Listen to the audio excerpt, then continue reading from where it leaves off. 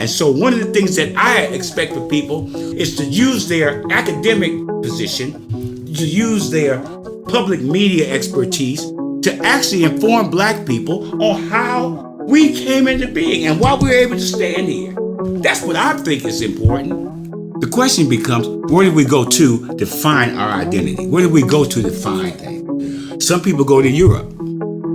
Some people go to Palestine. Some people go to Jerusalem. I'm going to Africa. And Africa talks about what a father's supposed to be. He's supposed to be a man who protects, who provides, who has mental maturity, who has a cultural understanding, a historical basis for his existence, who wants the best for his children and his family and his people and his country. That's where I go, is to Africa. And there's so many ideas and principles that were established, especially in Kemet or Egypt, where they talked about what a father is supposed to do. The father's supposed to give his son and his daughter wise counsel. And not just talk wise counsel, but live it. Show them.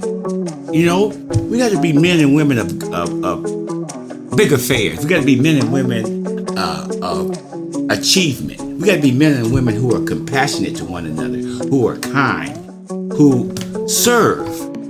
Not look for something, but serve other people.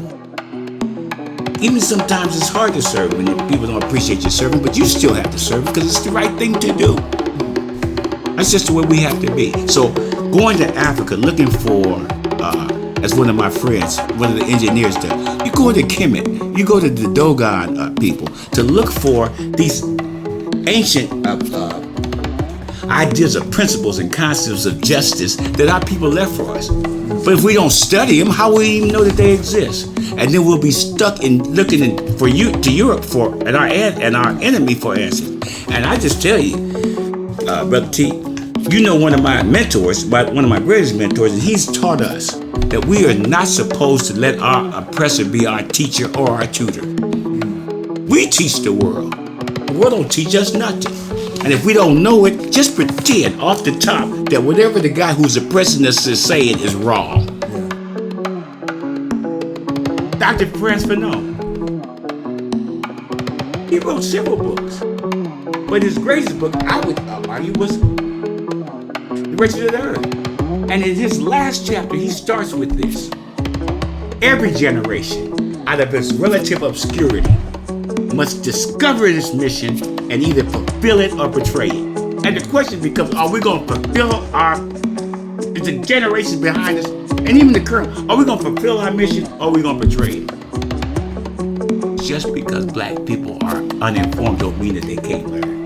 We all started without knowing. Somebody had to teach us. And we have to find different ways.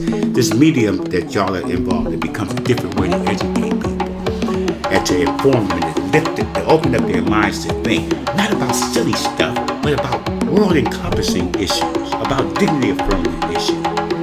That's what